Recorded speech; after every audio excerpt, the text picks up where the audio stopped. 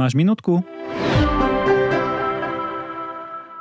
Martin, pár dielov dozadu sme sa bavili o tom, čo to pracovné úrazy vôbec sú. Dnes máme vo firme konkrétny prípad úrazu, ktorý má všetky znaky pracovného úrazu a dnes vieme, že to bude dlhodobá PN. Čo s tým?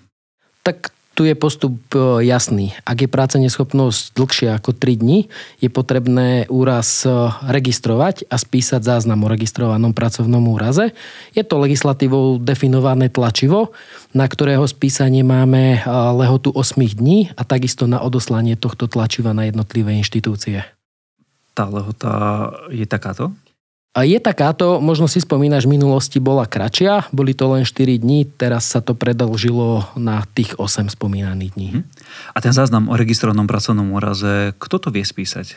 Zase vo všeobecnosti za spísanie záznamu je zodpovedný zamestnávateľ, ale určite ten najpovolanejší, ten, kto to vie najlepšie a najzodpovednejšie vypísať, je bezpečnostný technik vo firme. A on dokáže celý ten proces zvládnuť? Určite áno. Ďakujem. Prosím.